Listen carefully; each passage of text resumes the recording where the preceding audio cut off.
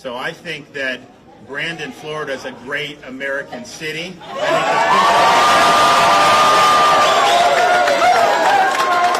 I can tell you, so the states are the primary vehicles to protect people's freedoms, their health, their safety, their welfare in our constitutional system. What Biden is doing is not constitutional. There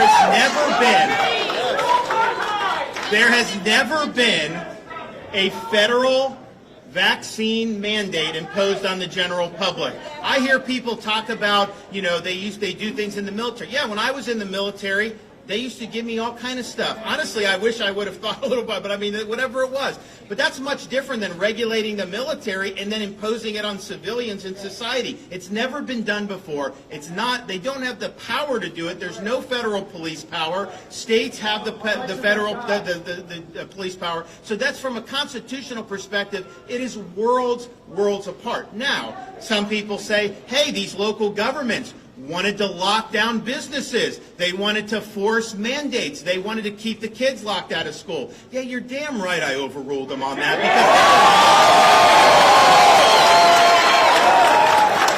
And the fact of the matter is, you don't have the right to do wrong. And if I had not stepped in last year and made sure that these local governments couldn't lock you down, couldn't mandate, we wouldn't let them fine. We had kids in school last year because of me, not because of them. And that's just the bottom line. And so people can say, is it the job of somebody that's elected to look out for the liberties of everyone in the state? Or do you just say, hey, if someone's violating your freedom, we shouldn't do anything? The fact of the matter is, if we would have let them lock the kids out of school last year, we would have paid the piper on that for years and years in this state. If we had let them lock down businesses and restrict and do all that, we would have one of the highest unemployment rates in the country. So we had to stand up for people's liberties, their livelihoods, their right to work, people's right to own a business, and it was the right thing to do. But what Biden is doing, he does not have he even admitted he doesn't have the authority to do it. The Psaki admitted that they don't have the authority to do it. And in fact, even 6 months ago, they were all saying, of course you never mandate. Of course you never mandate.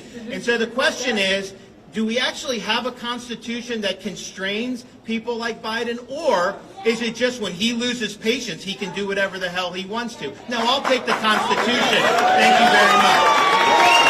Governor,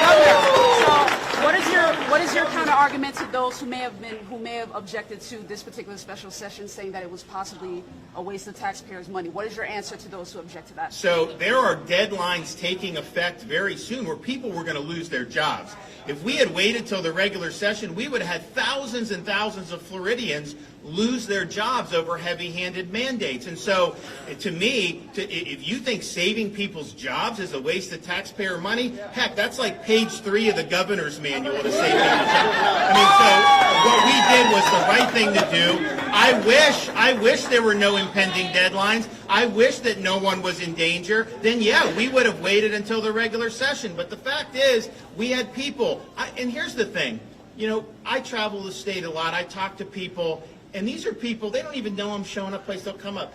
And I can tell you, for the last month and a half, the number one issue that I had people come up to me, and they're very quiet about it, almost apologetic, because, it doesn't fit the narrative to be concerned about these mandates and the way it is. And a lot of the folks aren't viewed sympathetically by people, certainly by like the CNNs of the world. They come up to me and they say, I've been working this whole time. I'm just worried. They say by December 4th, if I don't do this, I'm due. But here's what happened. And they tell me their situation. Most of them have already had COVID and have that. Others they don't think it's the right. So the bottom line is, I don't want them to lose their job. But that's what was going on. And so, we could have, I could have very easily just said, hey, it's all Biden's fault. They said companies are doing it. It's private. It's not me. I'm not personally mandating it on anyone. So whatever. I could have washed my hands of it and said, you know what? It's their fault or their fault. But that's not leadership. Leadership means you get in there and you do what you can to stand by people. And that's exactly what we did today. And that's exactly what we're going to continue to do. And yes, this was something that was really big, and we're going to obviously glad that people are going to be able to have some protection. But we also have other stuff that we're going to be doing next year. And these guys in the legislature go up there. They have to work very hard, and we make sure that we get our money's worth on all that. So thanks, everybody. God bless you guys, and we appreciate it.